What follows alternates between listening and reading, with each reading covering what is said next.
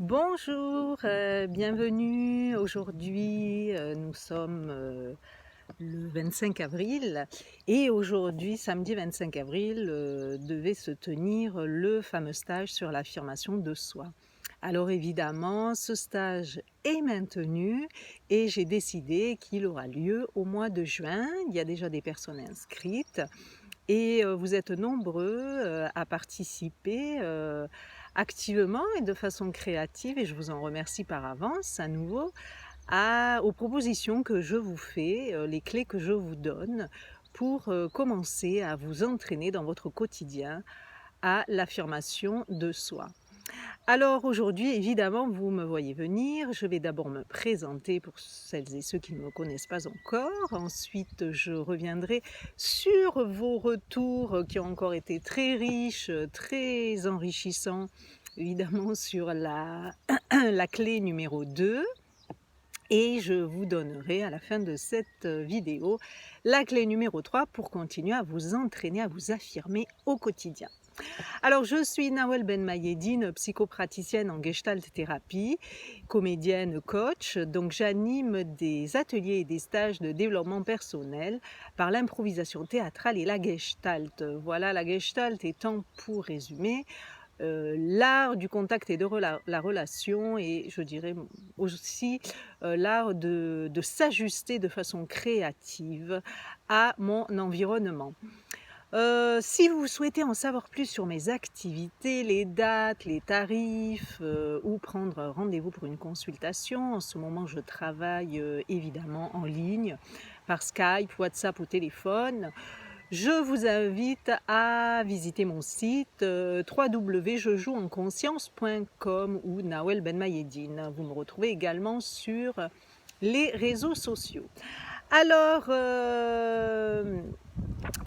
en clé numéro 2, nous avions donc vu quelles sont, je vous avais demandé donc de regarder quelles sont pour vous vos valeurs et vos besoins, parce que l'affirmation de soi, c'est avant tout se connaître soi-même, savoir quels sont mes besoins profonds, mes besoins en ce moment aussi, depuis le confinement, et quelles sont mes valeurs, voilà, pour savoir au mieux exprimer qui je suis dans mes demandes, dans mes besoins d'affirmation de soi.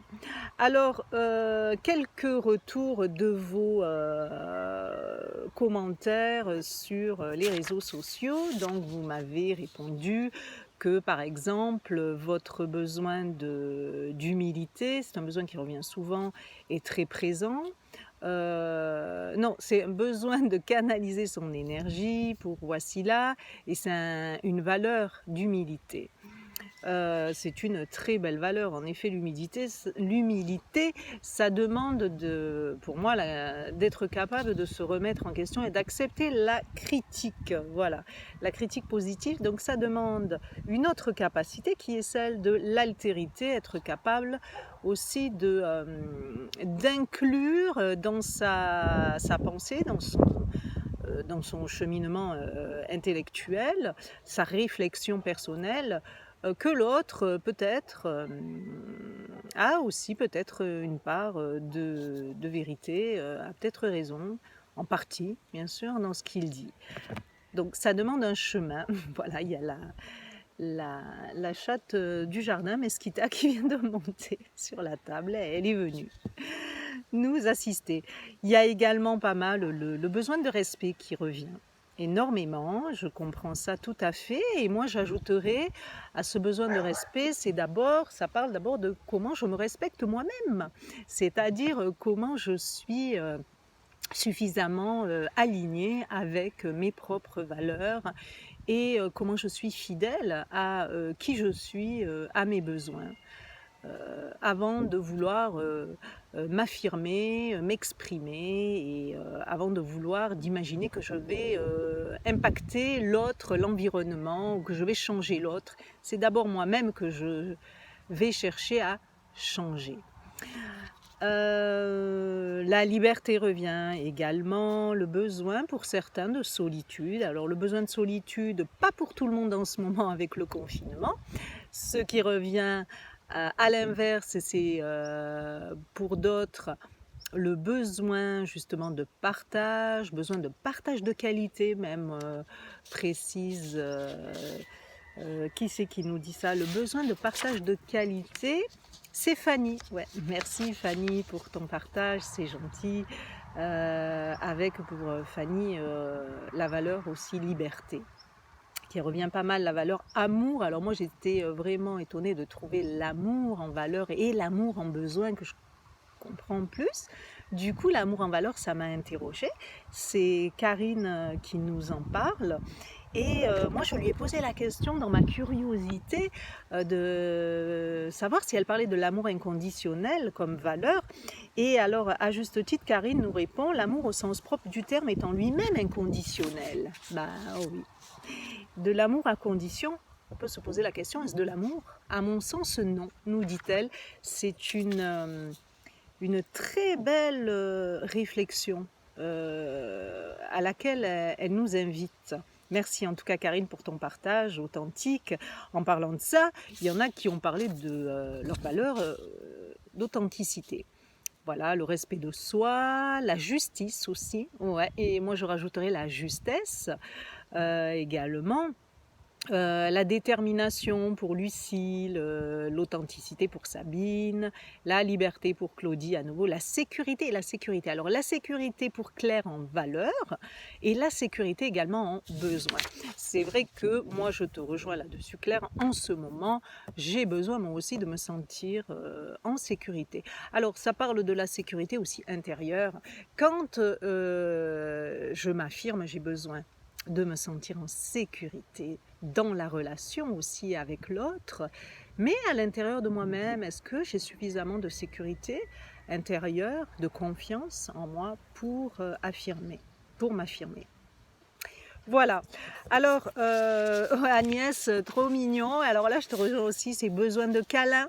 Mais oui, besoin de câlin, besoin de tendresse pour ceux et celles qui sont seuls en ce moment, confinés. Ça, c'est pas facile. Comment je fais pour me donner quand même de la douceur, pour répondre à mon besoin de tendresse, de bras? Ben oui, oui, oui, oui.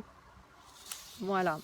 Alors, j'ai fait un peu le tour de vos réponses. Excusez-moi si j'ai pas relevé les réactions de toutes et de tous. Voilà, je vois aussi la loyauté, voilà, l'honnêteté comme ligne de conduite. Je pense que j'ai fait quand même le tour.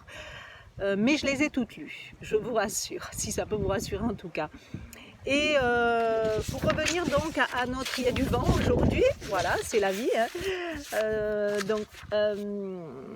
Pour revenir à l'affirmation de soi, j'ai envie de vous préciser aujourd'hui que l'affirmation de soi, c'est pas juste savoir dire non à la proposition de l'autre, c'est pas juste décliner ce que l'autre me dit pour poser mes limites. Parce que pourquoi ça demande de travailler sur soi et de bien se connaître? Parce que s'affirmer finalement, le but, un des objectifs de l'affirmation de soi, c'est de développer en fait du mieux-être, du bien-être chez nous et donc de construire une vie qui nous ressemble. Voilà, d'où le besoin de nous connaître. Hein. Et les premiers changements donc commencent enfin en nous. À ce moment-là. Alors, dans mes stages, il y a toujours un moment où nous prenons un temps important pour pratiquer une visualisation créatrice, car moi je crois par expérience au pouvoir de l'esprit. Alors plutôt que de me laisser balloter par des pensées négatives, des pensées qui me tirent vers le bas, comment je reprends aussi les rênes de mon esprit? Pour le coup, là, c'est bon d'être dans le contrôle, et comment je vais éduquer, voire rééduquer mon esprit à travers la visualisation créatrice. Alors là, on ne va pas faire une visualisation créatrice ensemble, mais ce que je vous propose pour court-circuiter peut-être les ruminations en ce moment négatives qui sont destructrices, et du coup influencées par la pensée, vos comportements, nos comportements, je vous propose cette clé numéro 3, Voilà, qui, vous voyez, j'ai envie de vous la transmettre vraiment, là je le sens avec vraiment beaucoup de joie. Parce que du coup, pour moi, c'est important, même si le stage est reporté au mois de juin, de continuer à partager, à transmettre mes connaissances et de vous permettre de vous entraîner, de continuer à vous entraîner avant le stage. Alors, je vous propose en clé numéro 3 de vous entraîner à dérouler des affirmations positives dans votre esprit. Alors, juste quelques précisions. Les affirmations qu'on dit positives, voilà, moi je les appelle les affirmations créatrices en tout cas, celles qui vous permettent de rééduquer votre esprit pour aller vers du mieux-être. Alors, elles ont des conditions. Ces affirmations doivent être formulées au présent, d'accord? Elles doivent être personnelles, personnalisées, et donc dans le sens où vous devez, pour reprendre la responsabilité de ce que vous affirmez, vous devez les exprimer en je, voilà, avec le pronom personnel je. Elles doivent être plutôt courtes aussi, positives évidemment, dans le sens où elles amènent du mieux, hein, voilà, elles nous élèvent. Voilà, plutôt que positives, elles nous élèvent, elles créent en nous du mieux, de l'espoir, de l'agréable. Elles nous tirent vers le haut. Elles doivent avoir un sens pour soi-même, donc elles doivent vous ressembler, d'accord? Il ne s'agit pas évidemment ici pour vous d'annoncer quelque chose que je vais vous donner. Il ne s'agit pas de ça, là je vous fais une proposition, évidemment vous vous la réappropriez et vous créez vous-même vos affirmations pour qu'elles aient du sens pour vous. Voilà, et du coup ça sera plus efficace évidemment. Et il faut qu'elles soient spécifiques, c'est-à-dire je les détaille, je ne fais pas dans la généralité. Et évidemment, c'est important, c'est souhaitable de les répéter régulièrement. Alors vous les répétez intérieurement régulièrement, vous les répétez régulièrement à voix haute, et ce au moins pendant une durée de 21 jours, puisque c'est pas moi qui vais vous l'apprendre. On sait maintenant que notre cerveau va commencer à intégrer un changement dans sa façon de nous amener à penser, et donc ça va influencer nos comportements, notre comportement au bout de 3 semaines, c'est-à-dire 21 jours précisément. Voilà. Alors moi je vous encourage évidemment ensuite à continuer, hein, au moins 1 mois, voire 3 mois. Alors évidemment, je ne vous laisse pas partir comme ça. Je vous propose des exemples d'affirmations positives. Par exemple, chaque jour, vous pouvez répéter « je m'engage à faire de mon mieux ». Ça peut être le matin. C'est pas mal les affirmations positives le matin. Vous pouvez les tester à plusieurs moments de la journée, le matin, le soir. Le soir, ça peut être « aujourd'hui, j'ai fait de mon mieux ». Voilà. Ou ça peut être le matin quand je me réveille, quand j'ouvre les yeux. Aujourd'hui, je fais de mon mieux. Chaque jour, je fais de mieux en mieux. Et vous sentez, vous laissez sentir un petit peu ça. Comment ça résonne en vous de vous dire, de commencer votre matinée avec cette affirmation-là.